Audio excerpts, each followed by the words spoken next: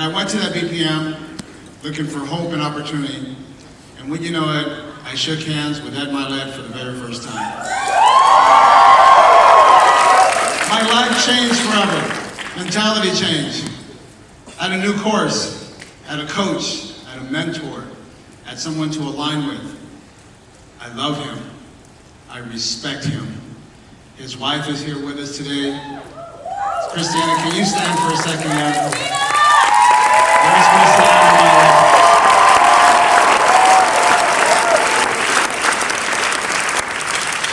My life has been blessed with many events, many happenings, many things because of this man. He is a living legend. He's a social media mogul. He's a great father, great husband, and he's Team Conqueror's granddaddy. Please help me welcome to the stage Ed Mylett.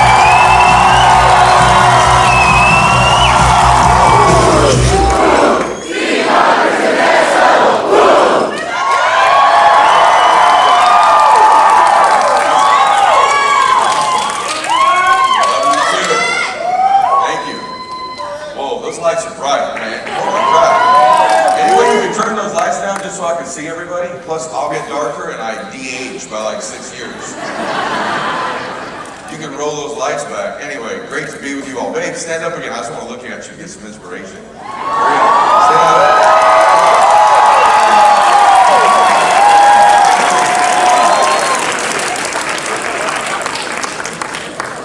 up. I know her 42 years. Isn't that crazy? You're hot too, man. You look great. Like when I say my wife's hot, she's like legit. She's hot, right? So, anyway, you know what else is hot? This meeting. And let me tell you, WFG is too. I'm going to prove it to you in a minute, not with words, with actions that I take, but I want to tell you something, G. That handshake changed my life. And just weird how good God is, man. You know, like you have these random moments in your life that, you know, that moment changed my life when we met. It's been a bumpy road, ups and downs, all those kinds of things. You know, many of you in this room are going to have relationships with people in the room, with one another, that have these tremendous ups and downs. All I hope for you is that on the other side of those relationships, they end up where you have and it really is, it's love, it's admiration. Like I find myself, when you love somebody, you think about them a lot. You may not see them all the time, but you think about them.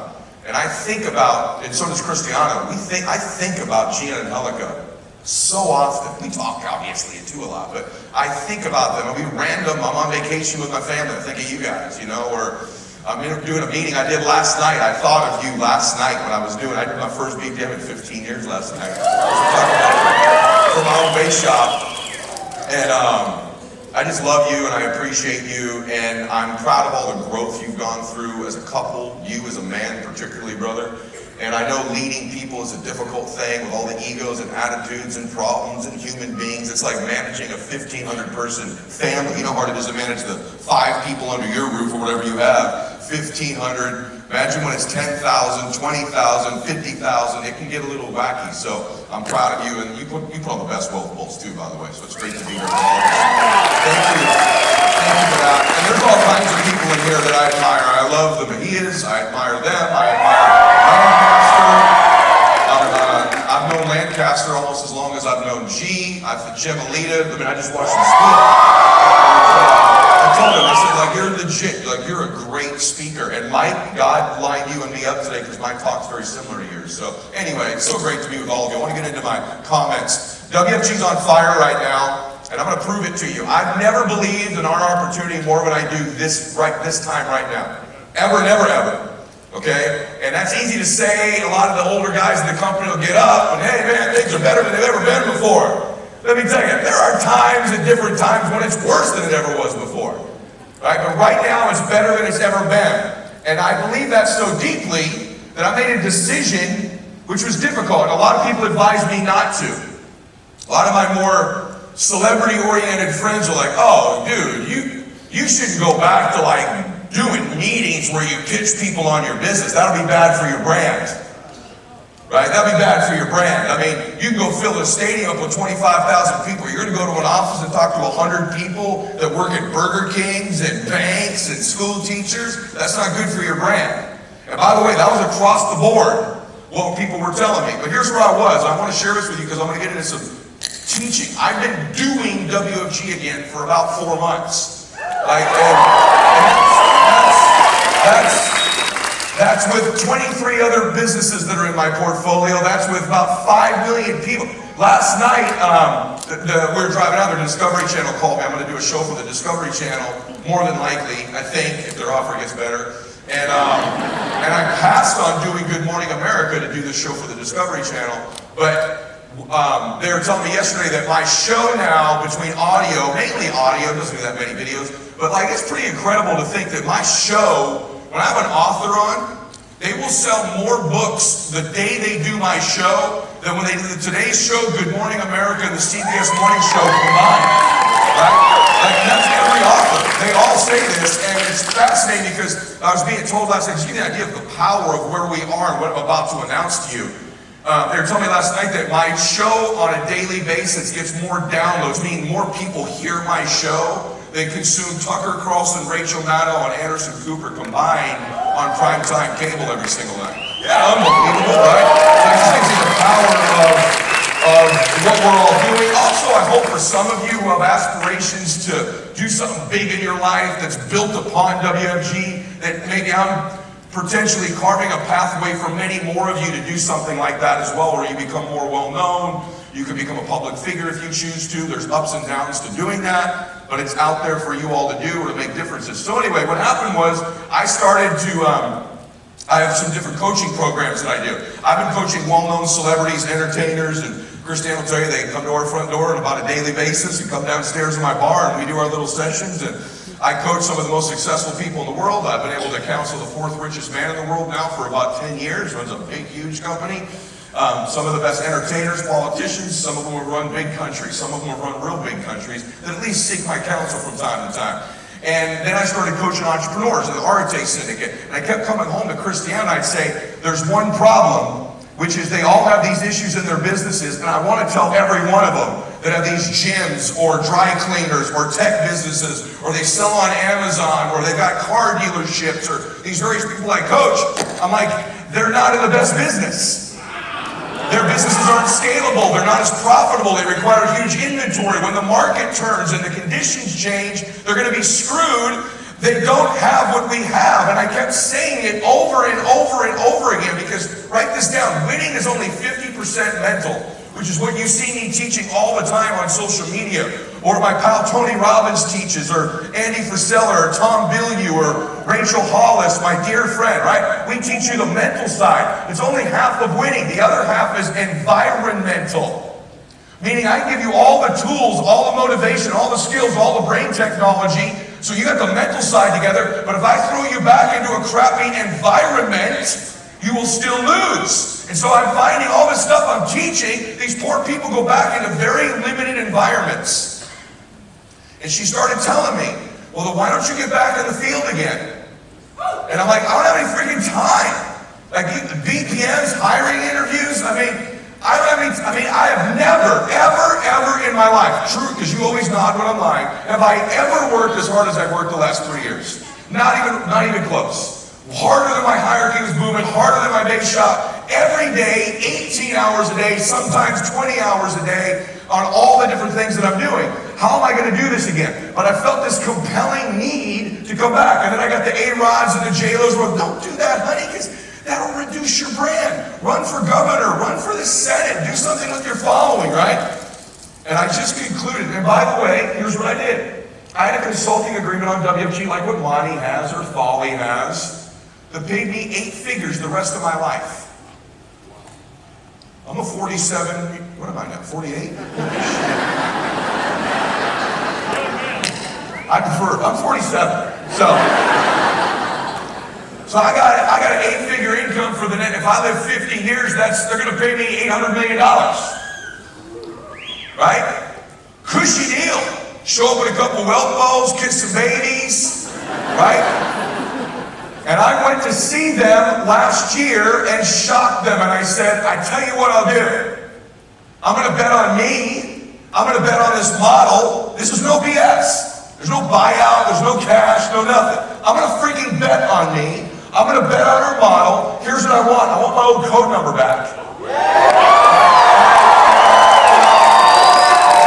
And I'll give you back your consulting agreement. They're like, bullshit. I'm like, no, I'm serious. I'm serious. They're like, well, that code number only pays like $4 million a year. I go, I'll take it. Give me a 1 year, I can't tell you how long. Give me a little window where I wean off my consulting agreement. And I'll hand it back to you. They thought I was so crazy, I had to sign a sound of mind clause. And I took a code number back that basically includes Charlier, HARO, and CAP. And that hierarchy, like Bayonne, is like 1100th generation to me. I don't know. But I want to build a base shop. I want to build a hierarchy again. I want to help people. I want to take the mental stuff I do and put them in the environment. It's been a secret. No one in WFG even knows it.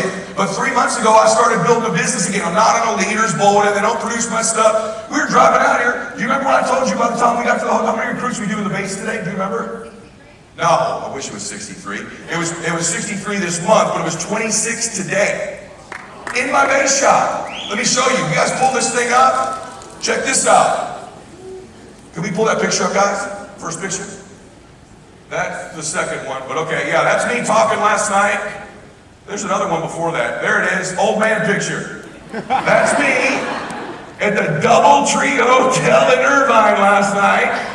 Last night, with 91 guests in my base shop. And that doesn't count social media. I'm not promoting nothing on social media yet. That's just my first 2 recruits brought 91 guests. 2 dudes brought 91 guests. And we got 26 recruits today in my base shop. I'll be the #1 recruiting base shop in this freaking company this month. And we've already submitted 184,000 points in the base shop this month. And I'm fixing to smoke all your asses, is what I'm trying to tell you. And by the way, I don't need any of this. I don't need this. I don't need this money. I don't need this aggravation. I don't need this time. But the world needs WFG. So if you think I'm playing around, and by the way, average net worth in that room last night is probably $1 million. So if you wonder who you can get into WFG, the dude in the front row there, the red ties in my coaching program, he already pays me $60,000 a year to meet with me 3 times a year. And he's in the, guess what business he's in? Mortgage. And he makes a ton of money. And I said, guess what, dog? That's fixing to collapse again.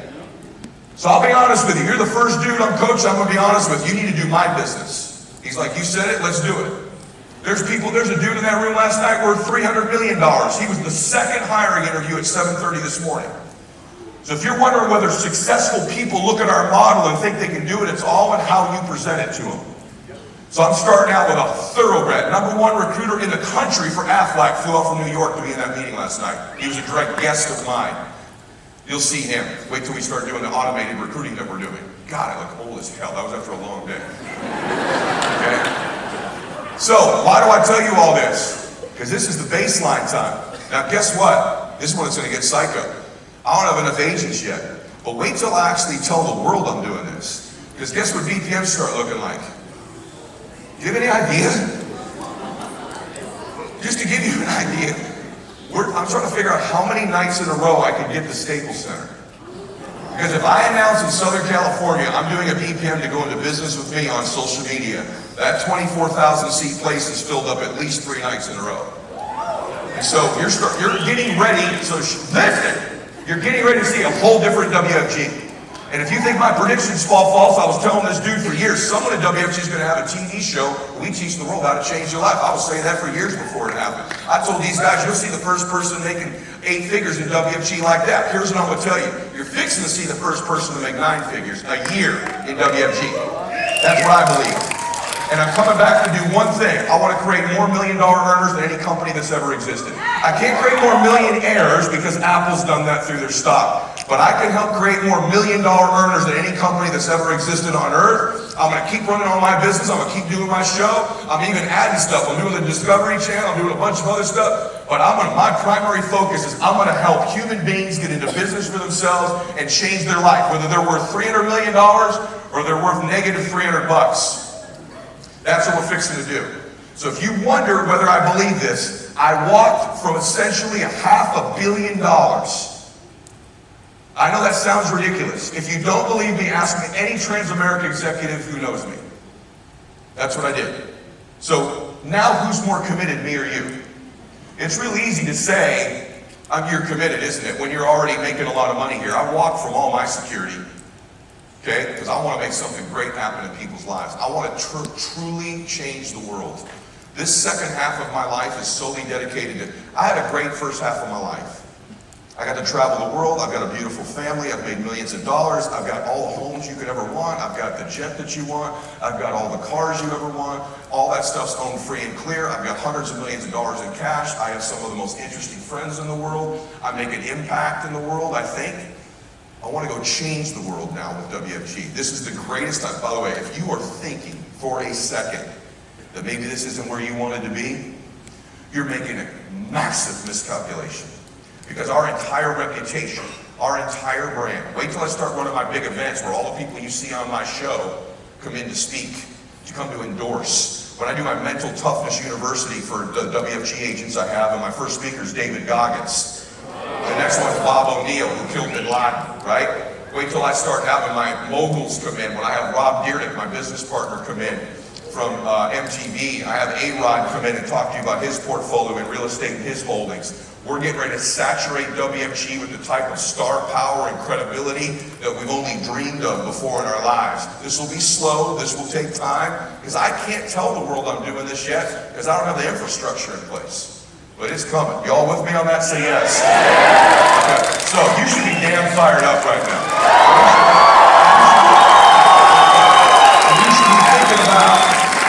You should be thinking about who you're talking to.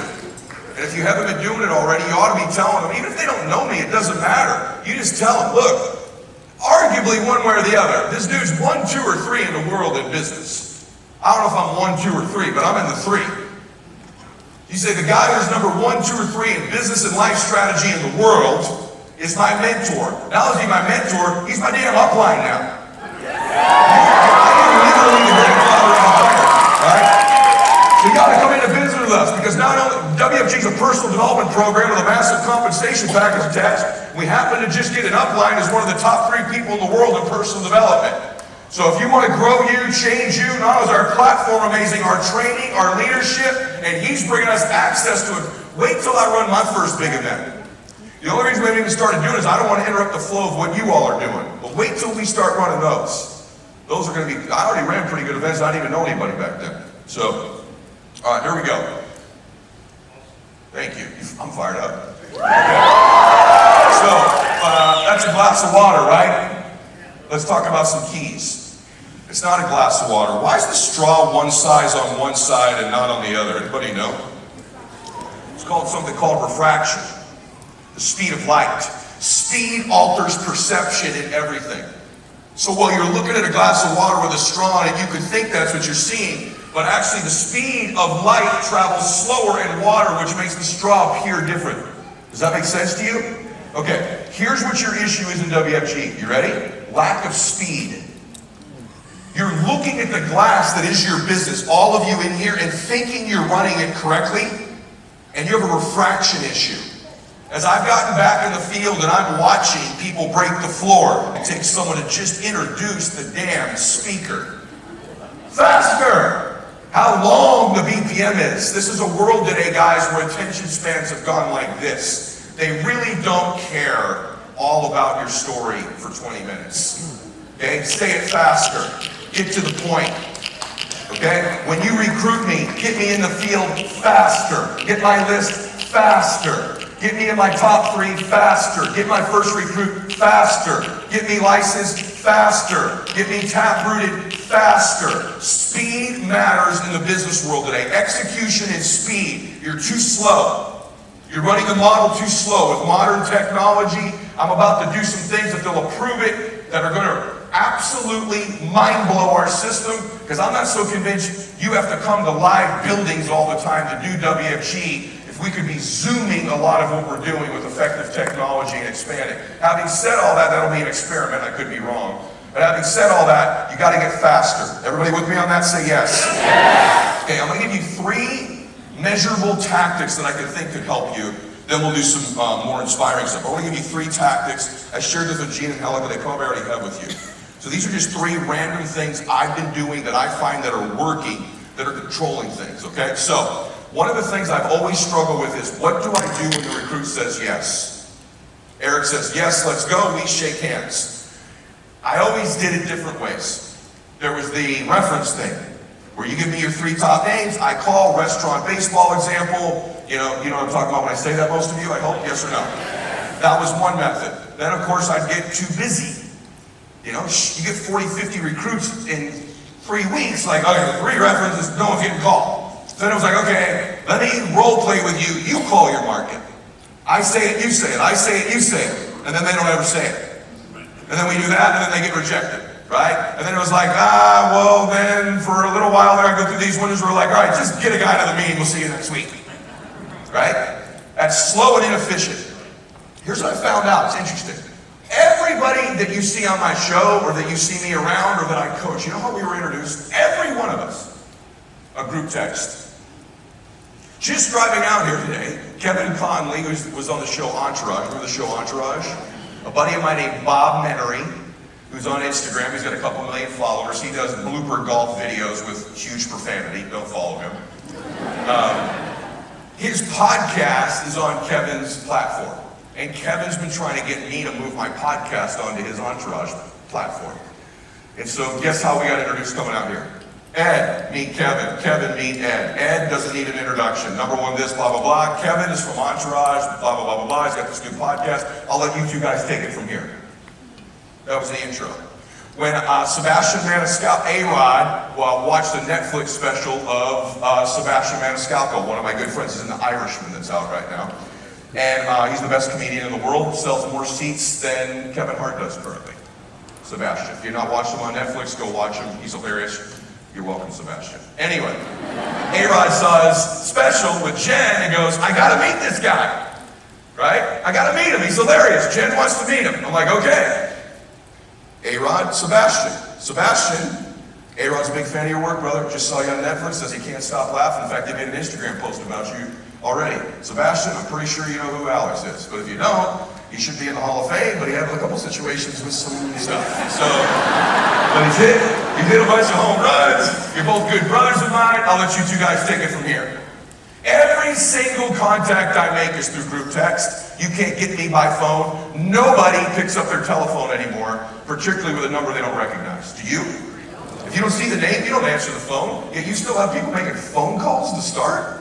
Or you're still calling the 3 references? That's sort of stupid. So I started, and by the way, when I call, there's no intro. It's a little bit cold. So the reason you want the new recruit to make the introduction is they've got the credibility. But when they make a call, they screw it up because the point of contract's not controlled. So here's what we've been doing in my base shop. Group text introductions. So when I hire JR, at the end of the hiring, I'm going to say, JR, we're going to get your top 3, restaurant, baseball example, blah, blah, blah. He goes, I'll give you my number 1. My number 1's Guillermo HARO. Guillermo and I went to high school together. He's one of my best friends. My number 2 is Alex Rodriguez, and blah, blah, blah. Then what I do while we're there, I say, here is the text you send them. Copy me and them. I'm the recruiter. You got me? And it's going to say, hey, and this is basically it's a perfect introduction. Hey, Guillermo, it's JR. I want to introduce you to Ed Mylett. Ed Mylett's my new mentor in business, whatever you want it to say. New mentor of mine in business. I'm going to be working really close with the guy. Tremendous level of trust and respect for this dude. He's also an extremely busy guy. He's going to be blowing you a call to confirm a reference for me, tell you what I'm up to. Make sure you answer his call. Ed, I've told you all about Guillermo. Guillermo was the best man at my wedding. We've been friends for about 25 years. I love him like a brother. I'll let you 2 guys take it from here. He sends 3 of those out, perfectly worded. He cannot screw up the control point of contact. I've literally helped him type the text message. And then what I can do is I can say, if I was the recruiter, I can say, Guillermo, great to meet you. JR's told me all about you. I'll be giving you a call in about 10 minutes. And then the phone call proceeds. Everybody with me on that? Say yes. Guess what? Now you have controlled every single point of contact. You've made sure every single recruit commits to contacting their top 3. Everybody is reached. Everybody is called. Everybody is edified. There are no mistakes. Now the only people that we lose are people involved in the transaction who have no interest in it. Everyone with me on that? Say yes. Huge thing that's been working for me in my base shop. Number 2 thing I want to share with you. Let me make sure that I said 3, so I got like 5 down here. Number 2, I want you to begin to use social media prospecting. Here's what that means. There's a meeting. If I told you every day about 2 million people get together in a room that are all business and personal development or fitness fanatics, and you could walk into that room and meet all of them every single day. Would you want to go into that room to prospect? Okay, cool. There's this guy, Ed Mylett. He's on Instagram, Twitter, and Facebook, but mainly Instagram. Every day he makes a post, Monday through Friday. You know when he makes the post? Write it down. 7:30 a.m. Pacific time. Every single day, the exact same time. And when he makes that post, about 250,000 people see the video when he puts it out in about an hour. And about 1,000 to 2,000 of them enter the community and make a comment. You should enter that community for 10 minutes every day. If you were smart and really serious about WFG, you would have already been doing this. But you're not that serious about getting directs, so you're not innovative, you're not focused, you don't work at it, you dabble at it. But if you were obsessed with getting directs, you'd already been doing what I'm telling you. And as I tell you what I'm about to tell you, just so you know, 97% of you will not do it at all. 2% of you will do it for the next couple days, and 1% of you will consistently do it. But if I were you, and when I started in WFG, Tony Robbins was involved in WFG and made a post every day, let me tell you what I would do every single day on that post. I would come into that community and comment. Because you have an avatar, and it shows your face. And what I would do every single day is I'd take 5 minutes. I'd just make a comment about what he said. And then I'd take 3 more minutes and I'd reply to about 8 to 10 comments of other people. When you reply to someone's comment on Instagram, you are usually the only person or one of about 5 people who reply to their comment, and you pop up in their engagement. Did you know that? So if you commented every day in my meeting, the first day no one's going to know you. The second day no one's going to know you. The third day no one's going to know you. The fourth day they might know you. But a week or 2 in, they're like, ah, that guy's in here every day. Who is that guy? I like that guy. Makes good comments. And by the way, he replied to my comment. I'm going to reply back. Here's what you're going to find out. You're going to find out that you're going to pick up followers. And when you pick up those followers, there's a percentage of them that you can communicate with about doing the business. You shouldn't spam my page. You shouldn't solicit people. You should just engage there and let the authentic results take place. Everybody with me on that? Why have you not been doing that? If you were really serious about recruiting, I shouldn't have to tell you this. This is an automatic given, man. You should be doing this every day. Let me prove it to you. My brother-in-law came to me who works at a bank. He had 50 followers 2 months ago. He goes, I want to start a podcast. Everyone in my family laughed at him. I go, I think it's great. You should do it.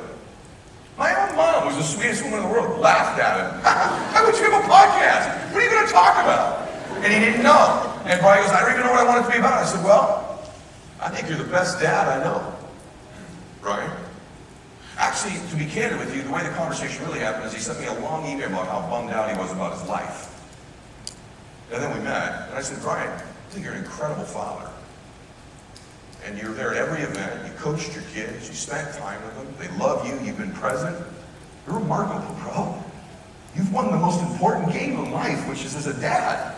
Yeah, you don't have a ton of money. Okay, you're a dad, an amazing one. He started to cry. I started to cry. I said, you know what your podcast needs to be about? Being a dad. Do a fatherhood podcast. He goes, well, I go, and there's one that's out. I've been on it. I said, I'll connect you with him.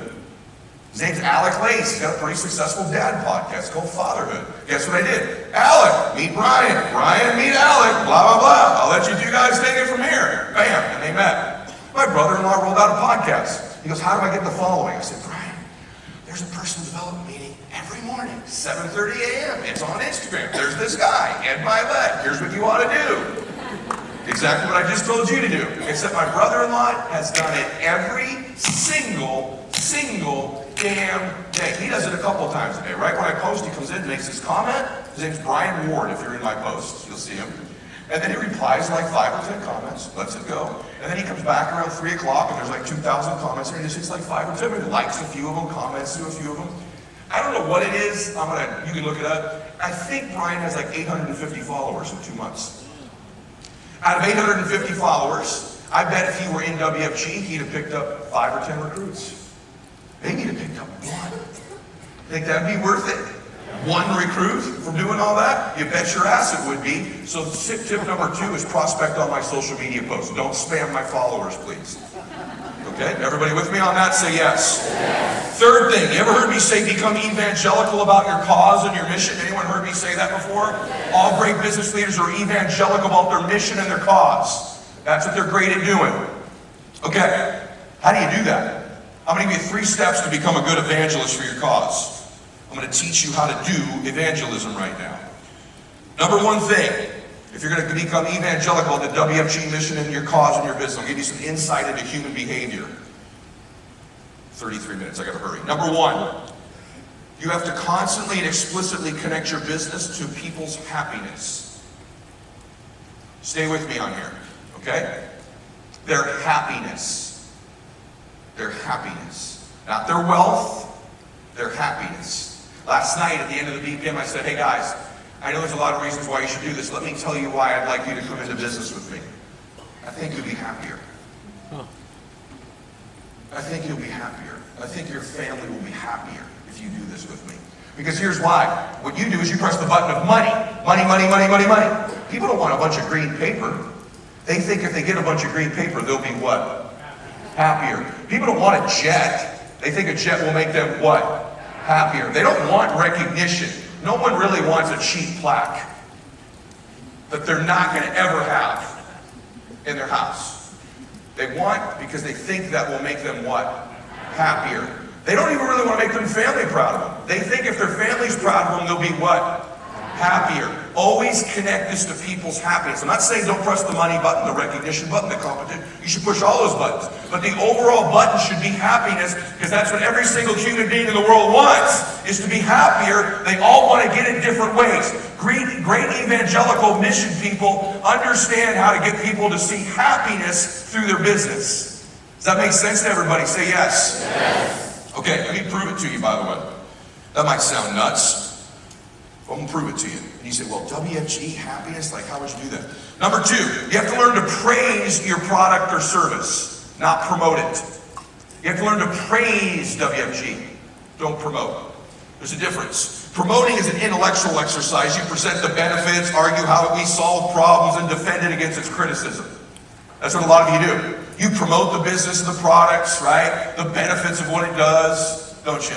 And then you talk about what it could do for you, and then you defend it against criticism. That's promotion. Praising a product is more emotional. It involves the whole person. It's almost a religious component to it, which is why we talk about praising God. We don't promote God. The way you learn to praise your product and service is to find the beauty and the artistry in the product, in the business. You should be able to say things like, isn't this magnificent? Isn't this beautiful? Isn't it spectacular? When you begin to describe something as beautiful and artistic, you're like, what are you talking about here? Let me explain to you exactly what I'm talking about. I'm going to read something to you. You say, well, how do you do that? Hamburger's a pretty basic thing, isn't it? Would you agree a hamburger's a basic thing? Yes. How would you praise a hamburger? Right? How would you praise a damn hamburger? It's meat in a bun. And there's a million of them. Okay, let me read something to you. Consider the hamburger bun. It requires a certain kind of mind to see the beauty in a hamburger bun. Yet, is it as any more unusual to find the grace and texture of a softly curved silhouette of a bun than to reflect lovingly on the hackles of a favorite fishing fly or a beautiful woman's bosom? Or the arrangements and textures and colors in a butterfly's wings compared to the arrangements and textures of a burger? Not if you're a McDonald's man. Not if you view the bun as an essential material in the art of serving as many great meals as fast and as tastily as you can. Then this plump, yeasty mass becomes an object worthy of sober study and beauty. That's Ray Kroc. Ray Kroc created a hamburger company, and its mascot was a clown. His favorite meals are called what? Happy. He's an evangelical leader. By the way, this is damn good shit. I'm giving you right. This ain't that stuff Lonnie gave you yesterday, is it, right? I could, if you want, I could read Christianity and tell you how much I love her for an hour. I could do that. Can we do that? Just kidding. Not knocking anybody else's speeches. You can read into that however you want. So, evangelical leaders focus on happiness and praise their product. Steve Jobs rolled out the Mac, and when he was rolling out this technology, all the people in this industry talked about the benefits that it did and its speed and what it did. Steve Jobs, when he held it up at the end of the meeting, said, "Isn't it beautiful? Isn't it beautiful?" See, that's how you begin to build an evangelical movement and cause, as you look into happiness and you describe what you do with reverence and beauty and artistry. This is the things that I'm good at doing. These are the things you should get good at doing. These things that Mario and G and JR all need to elevate to the next level. What all of you do. The third element is run campaigns. You should always be running campaigns. Strategically schedule campaigns. Christians get this big time, okay? The reason, by the way, there's this other thing called Christianity. The whole thing's based around happiness. Just so you know. It's been a pretty good movement for like 2,000 years. Here's a little quote, Luke 2:10. "Behold, I bring to you good news of great joy, which shall be for all the people." Jesus' ultimate promise is happiness, everlasting life, forever in eternity. That's kind of a happy place, this whole heaven thing, isn't it? All the great evangelists promote happiness and describe it with beauty. He talks about streets paved with gold. He describes it beautifully. Do you do that in WFG? It's like, let me give you the rule of 72. Transamerica's $500 billion in assets, and I'm really excited. It's pretty baseline stuff, right? Okay, the great evangelical leaders begin to study the great evangelical leaders a little bit differently. I want to talk to you about the beginning of the year and you setting your goals. See, there's a thought, which is when you think something, and then there's a feeling. You have to have those two things in alignment and congruence. Your body is your unconscious mind. It's where you feel things. Just listen to what I just said. Your body is your unconscious mind. It's where you feel things. So what happens to most people is consciously they think a thought, I want to get to SMD. But their body already goes, I don't feel like we're gonna. I think we're gonna, but I've been feeling like I'm not that person for so long. The feeling overrides the thought. There's no congruency between the two things. Would you agree with that, yes or no? You read, I'm going to save $1 million this year. What a thought. I'm focused. I've got my reasons why. I've got them written down. I'm reading them out loud every time of day. Except you live in a body that's never saved $1 million in a year, and the feeling in your body, your unconscious mind, isn't in alignment with your conscious thought. And that's why goal setting has almost never worked for most people, or they trickle out a meager existence in goals. It's also why most mega achievers will tell you the truth is I really don't set that many goals, I just work. Because the process doesn't work. And so, but you were, I've been doing this for about 8 years. And when I met Joe, we were like brothers from another mother. I'm like, oh my God, we both get this. He didn't get it for achievement, he got it for happiness, I got it for achievement. What if you could train your body, the feeling, to be in congruence with your thoughts? I'm writing on this right now. It's breakthrough stuff, never shared with anybody before. Professional athletes are the best at this because they're constantly moving their bodies when they're visualizing catching the touchdown. They're in movement mode in the state of their body. The feeling of their body is in congruence with the thought they have, and they become powerhouses. Tony Gonzalez talked about this on my podcast, who's a Hall of Fame tight end, third most in the NFL in receptions, good pal of mine. There's a third thing athletes do very well, and you did this, many of you played sports. You rehearse the moment in your mind and put yourself in the movie as if you've already caught the touchdown, already hit the home run. Any of you ever had that experience before? And what you actually, I got chills. What you actually feel in your body when you do it is gratitude for the achievement. So listen to what I'm saying. There's 3 ways you change you. Your thoughts and your feelings are incongruent, and you visualize the routine of what you want to achieve and flood yourself for gratitude for its achievement prior to it actually happening. This might be called manifestation. So how do I do that, Ed? Real simple. Been doing it for about 8 years. I do all of my visualizations and reading of my goals in my mind when I'm working out. So when you're working out, when you do yoga, you take a walk. Christiana doesn't go to the gym much anymore. She walks every day though. That's her exercise. She's starting to go back to the gym with me. But even if you're just walking, if you're doing yoga, if you take a sauna, listen to me. Even if you're in the shower, the water hitting you changes the state of your body. You ever get some of your best thoughts in the shower? Yeah. You do, don't you? Okay? The reason is your state of your body has changed. If you begin to anchor your goals when your body is in a peak state, you are changing, and your feelings and your thoughts become in alignment when you do that repeatedly. It's groundbreaking stuff, you guys. So I want to challenge you when you're working out. And by the way, I work out for an hour. This is 1 minute of my hour. But during that minute, I'm going through my goals. I'm anchoring it into my body. My body is incapable of going, you're not a guy worth $1 billion. I am a guy worth $1 billion when I'm moving my body. My thoughts and feelings are in alignment. When I do that every day or twice a day, I literally remake my genetic code. And then I'm flooding myself into the visualization of doing it, flooding myself with gratitude for the achievement before it's happened, and I'm rewiring a whole new person. That's how you change you. You're welcome. Okay? So, maybe that's too high level stuff. It's really simple. Take a shower, visualize your goals. When you're running and working out, visualize your goals. Do it repeatedly every day. Flood yourself with gratitude for its achievement before it's happened, and you are literally becoming a powerhouse. You're becoming a different person. But if you just think things in the same body, it's nothing. Okay? If you just feel things without the thoughts, nothing. If you just feel things and have the congruence, but you don't flood yourself with gratitude for the moment, you've not changed your expectation level and your identity. Those 3 things, I'm about to shift about 1,200 people right here. Actually, here's the truth. I'm about to shift like 12 people. There's only 12 of you ever do anything anyone says on the stage. That's the good news for those of you that are newer or that have been here a long time. You're not in competition with 1,200 people. You're in competition with like 12 or 50 people who are actually going to do the things being taught. I used to come to these events and go, oh my God, there's too many people.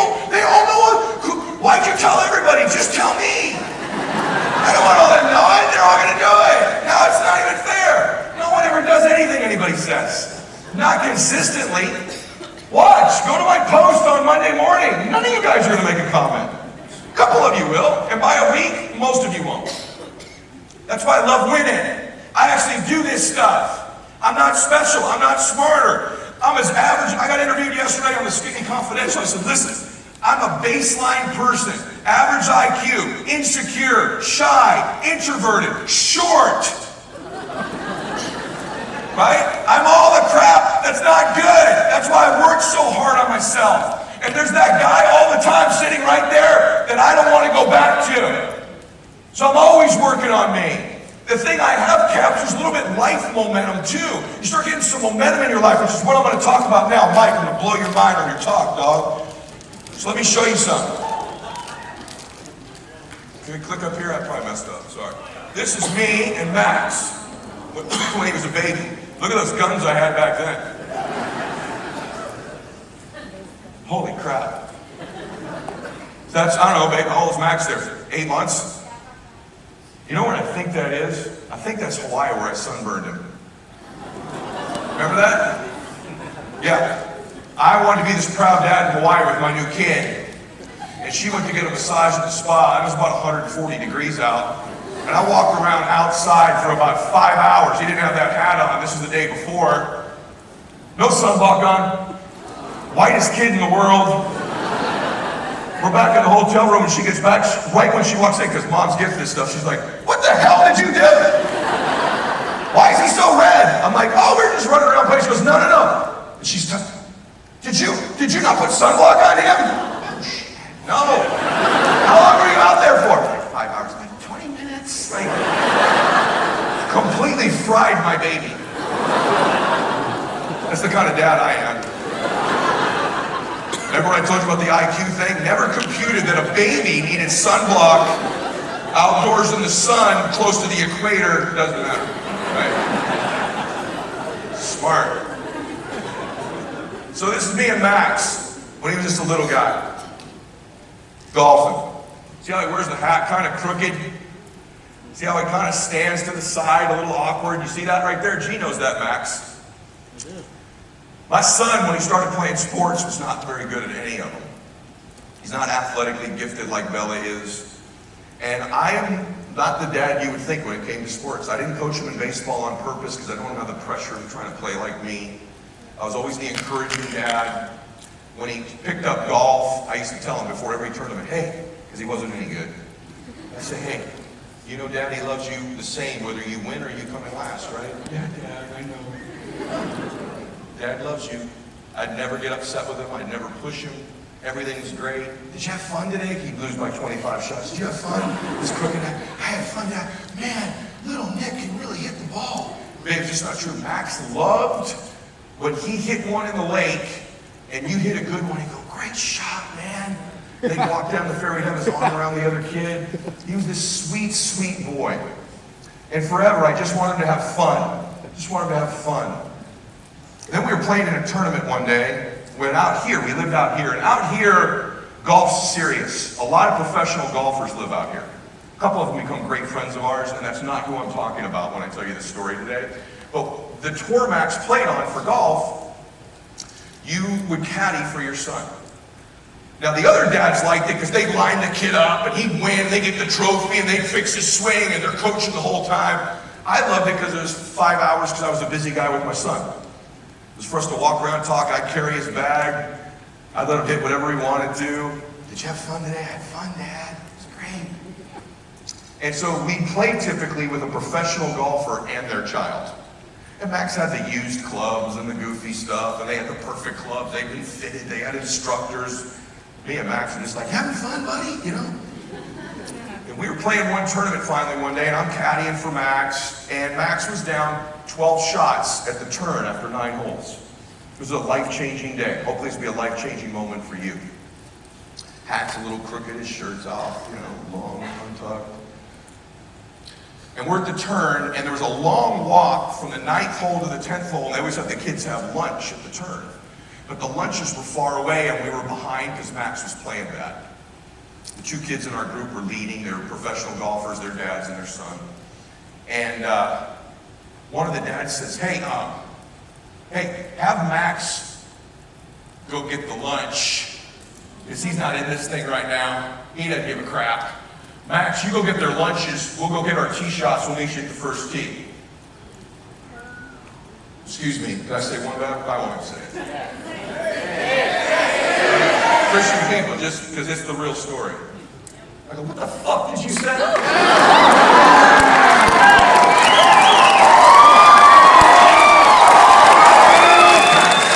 Max is getting ready to walk.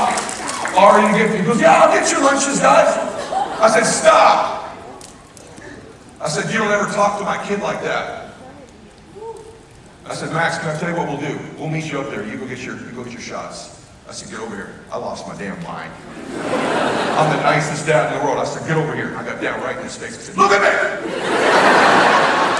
People don't talk to us like that. You hear me? Yeah, Dad. Dad, never forget. Dad, are we not having fun anymore? I'm like, look at me! I'm in cuss again, so I'm going to tell you the real story. I went, Max, we're going to fucking win today.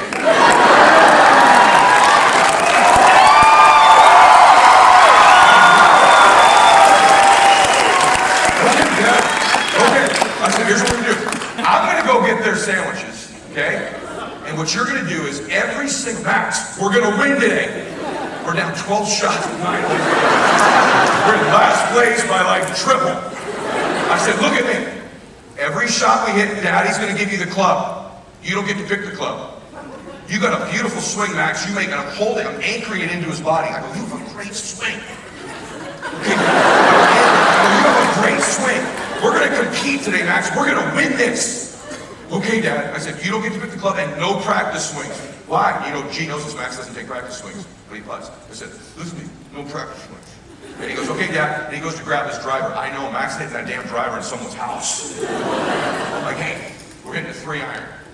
I said, you go get that 3-iron, and I'm gonna go get their sandwiches. So sure enough, I'm watching it the whole way, right? Grabbing these couple sandwiches. But Max, who kind of walked like this, kind of started to walk like this a little. And I'll do it left-handed, but he's right-handed. He got up to that first tee, hit a 3-iron, right down the middle. Pretty beautiful swing. And I got to him, and he's walking down the fairway. He's carrying back. I go, give me your bag. I'm your cat. I go, how'd that feel? He goes, good, Dad. I go, that was beautiful, buddy. Beautiful shot. We get to the fairway. His 3-iron was about where these guys hit their drivers. These guys are all dressed in their Ricky Fowler perfect clothes with their white pants. Max has some baggy-ass khaki shorts. And I said, hey. I said, you got an 8-iron, it's 150. I said, drill this thing. I said, look at me. I'm touching him when I do it. I said, hit this thing to 6 feet. We're gonna make this putt for a birdie. Okay, dude. He has no belief whatsoever he's gonna do it, but I'm giving it to him. I said, no practice swings. He gets over the next shot. He hits it to about 15 feet, right? Max is the type of dude, every other player lines their putts up. Max just walks up, gets his putter, click, 8 feet by the hole, click, 4 feet by. I said, hey, line the putt up. Dad, it doesn't matter. Like, line the putt up. He puts his ball down, he kind of half-ass walks, looks to the other side, doesn't really look, he's looking at it, doesn't even look at the line. Walks back, gets over it. Birdie. I go, hey, how'd that feel? That was awesome, Dad. I go, that was amazing, man. I look at the dad and I go, great putt, Max. We're on a golf course. You don't talk like this, right? That time, I was gigantically roided out at that time. I'm not gonna lie to you. Kind of. And I was probably supplementing. That's, yeah, a lot of creatine, as far as you know. A lot of creatine. And I go, great putt, Max! I grab him. Max grabs his ball out of the hole. He's kind of walking like this. God's pretty good. We're walking to the next hole. It's a par 5. Now he's down 11. 8 to go. I go, hey, you want to try that driver? He goes, you're picking the clubs, Dad. I'm like, okay, it's in a driver. Smash this thing right down the middle. And he hit this big old hook, and he's aiming straight. I go, Max, aim way over to the left, right? Sure enough, Max, because there's how good God is, smashes his driver. It's par 5. We're down 11 shots. We hop into the second shot. It's in the middle of the fairway, and I go, you got 220 over this green, man. You know enough about golf. The other 2 kids laid up, they hit their little 8-irons. I said, hit that 3-wood on the green, man. I can see him looking at me, Dad, I cannot hit a 3-wood like that. Smash this 3-wood on the green, man. I grab him, I go, you got this. Okay, Dad.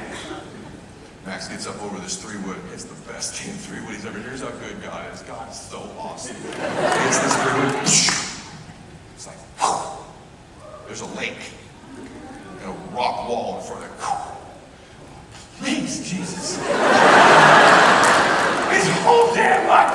He never gets any breaks, honey. Every ball bounce is bad for Max. It's always a bad ball.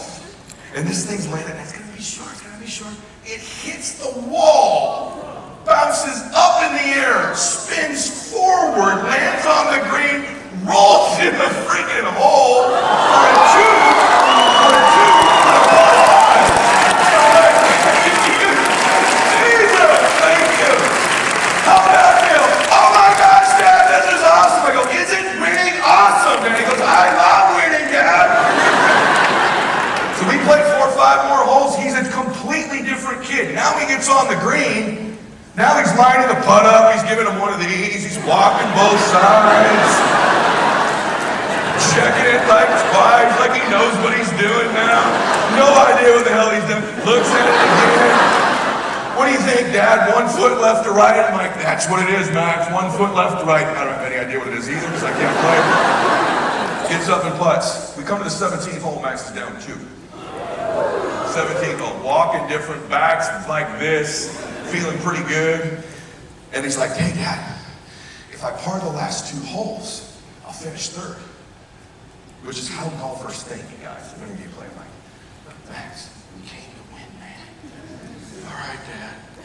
Next hole, both of the other two kids hit their drives out of bounds. You want to know why? Because Max started to put some pressure on them for the first time. They started to pucker up a little bit. Come to the 18th hole, Max is down 1.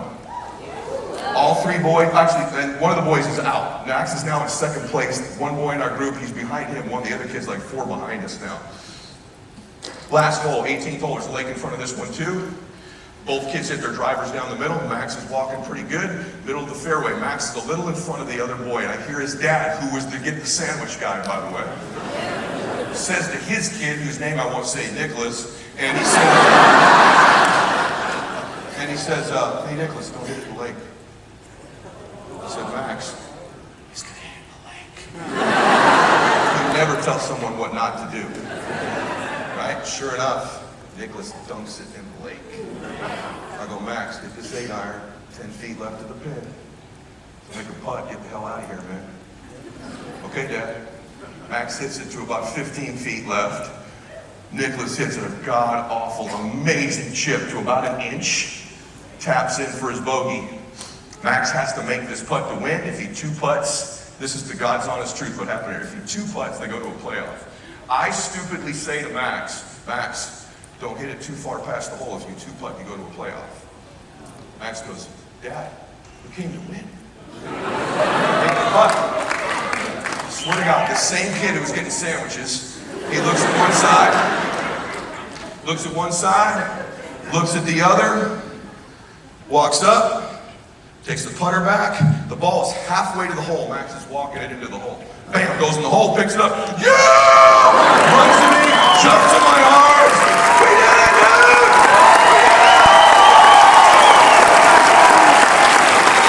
Nobody's there, no cameras, nobody. I'm going ballistic, right? He's walking like this. I go, how did that feel, man? He goes, Dad, I love winning. Next day at school, Dad, can we go practice? Dad, can we go practice? Dad, can we go practice? Changed his life. Just yet, what was it, babe? This week? This week, right? Was it Monday? Just Monday. Look how big he is now. Holy crap, right? Different guy. No. There he is. That's me and him. We golf all over the world together, right? And now, Max this week, that kid who was last place, losing every tournament, just having fun, Max got his first golf scholarship offer this week. He's got 2 more coming in. He's going to go all over the country. He's going to go play college golf. He's going to go play college golf. So, he's going to play college golf, right? I don't tell you any of that for my kid. I tell you that for you. You got to stop playing with WFG and you have to play to win here. There's a huge difference between trying, playing, and playing to win. You need to get resolved that you're going to play to win, that you're going to take it seriously. You're going to start putting pressure on other people. There's no pressure on you. You're going to start competing here, and it doesn't matter if it's today or tomorrow. You're going to have the shot when it hits the rock and it bounces up and rolls in the hole. You're going to eventually have that recruit like Guillermo walk in your meeting. That's Max's golf shot. There's going to be a moment for if you keep hitting the shots that eventually one rolls in. And once one rolls in, if you keep working it, your whole stuff starts changing, man. You start getting more serious. You start getting momentum. You start changing your life. There's a power that took over my life called momentum. Where this unsecure, unconfident dude started to get some shots to roll in. And then I started walking a little different. I started getting a little bit more precise, man, in my life and my business. All of a sudden, I became this person who I wasn't before. Max became this golfer he wasn't before. You can become a person you are not right now.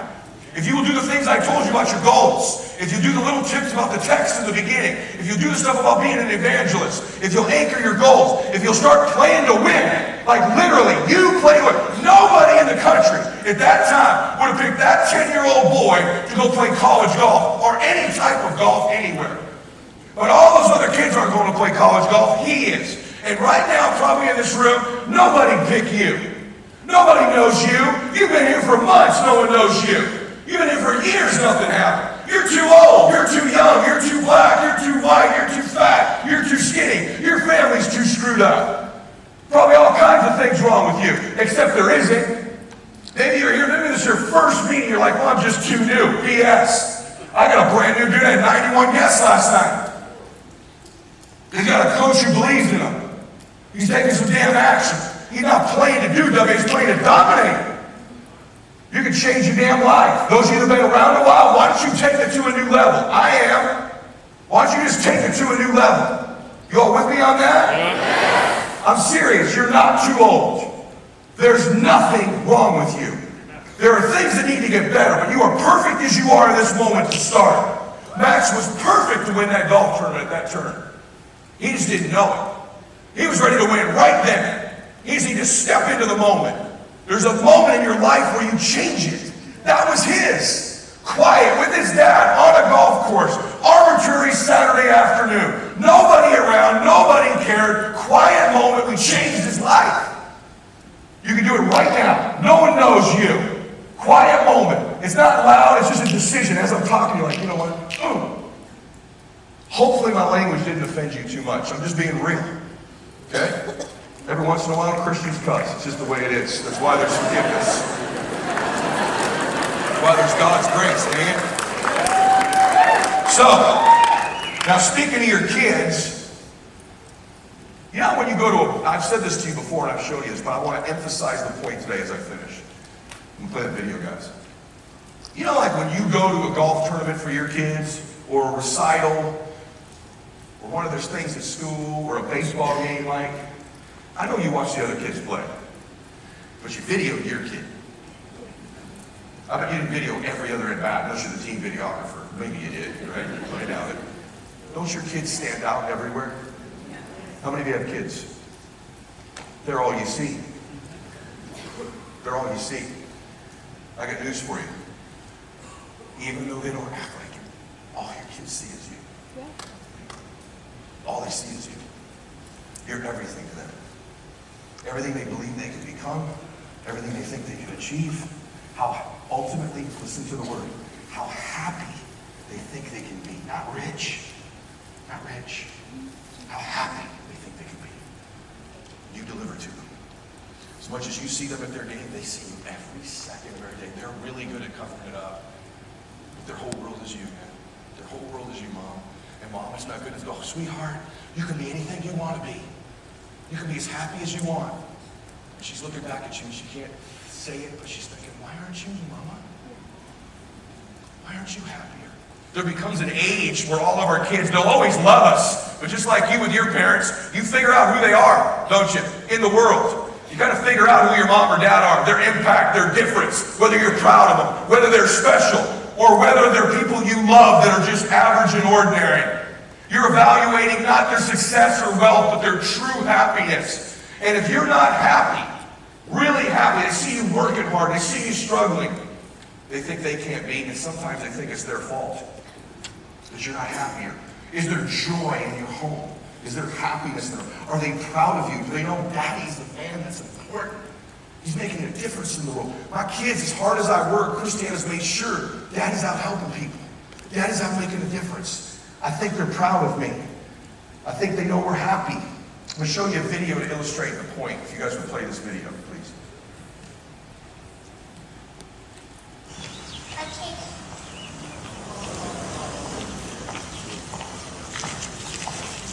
Daddy is the sweetest daddy in the world. Daddy is the most handsome. The smartest.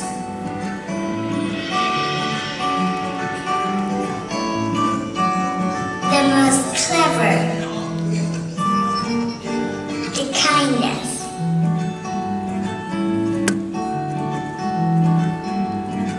He is my Superman. Daddy wants me to do well at school. Daddy is just great, but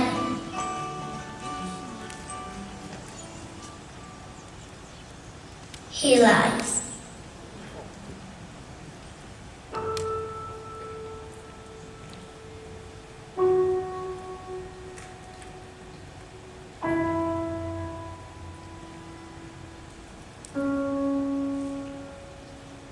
He lies about having a job.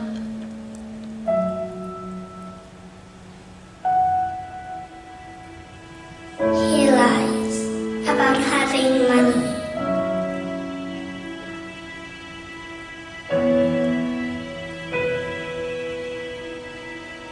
He lies that he's not tired.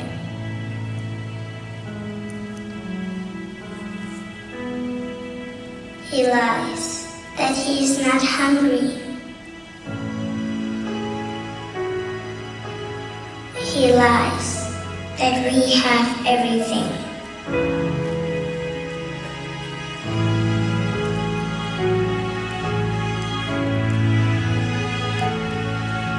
He lies about his happiness.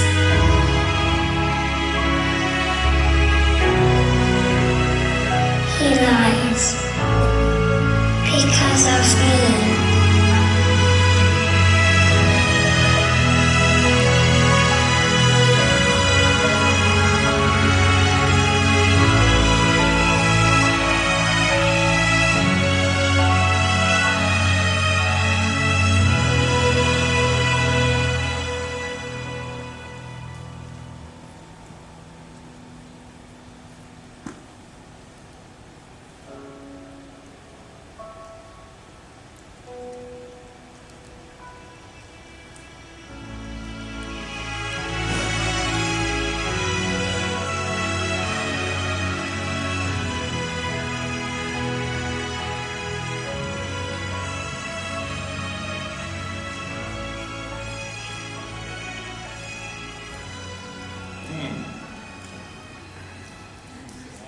That hits home, huh? You know why it hits home, right? Because it hits home. You know you can be happier. You know you want your kids to see you happier. You know you want your family to be proud of you. I exist and I'm back doing this because I love you and I love your family. Sometimes I'm a hard coach, sometimes I'm demanding, sometimes I'm intense, sometimes these leaders aren't all going to get along with each other. But the most important thing I could have happen for you and your family is you be happier.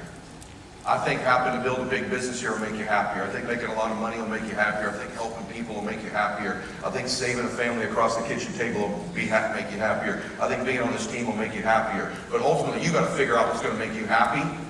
But WFG is completely structured and set up so that you and your family are happy. I want you to make your family more proud of you. I want you to win for your family. I want you to feel what you're feeling right now. I want you to know that I believe this is the greatest opportunity in the world to deliver happiness to you and your precious, beautiful family. And I pray for you. I pray to God that your family wins, that it prospers, that it's abundant, that there's joy and happiness and peace in your homes with your families, because you deserve it. You deserve it. Your children deserve it. Your grandchildren, your parents, the people that have already passed away who believed in you, that loved you, that saw something special in you, they all deserve to see you happy. They all deserve to see you winning. And this is the best place in the world for you to deliver on that. So, with that being said, I'm super honored to be part of your family again. I'm super honored to be back. We are all going to do something great. Listen to me. We are all going to do something great for our families in here. And we're going to do something great for thousands and millions of other families together. Hold on to that, okay? I love you. God bless you. Max out. The 2016 All-Star Game Ball that was signed by the players there. That is awesome. You know what you get me every time. Thank you So so much. my bank card has somebody who plays for the Red Sox, Oh, really? and he made that happen for us. Wow. Thank you, Mike, so much, man. I love you, brother. You know this is a big deal for us. Thank you.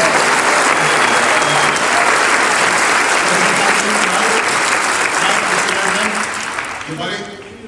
Stephen Wright. Oh, yeah. That plays for the Red Sox, the knuckleballer, is that? Yeah. Dude, thank you. So, and also, you More want to tequila. remind you, That's way to my heart. we want to remind you to be happy.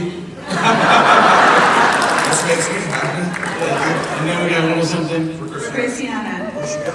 She wanted to come up. You're so shy. She is the least. Thank you. Ed, I know Guillermo has expressed how much you've changed our life. And we wouldn't be here. I wouldn't have been married to this man, nor would we have had 3 children if it wasn't for you. And We thank you. We love you. We love your family. Thank you.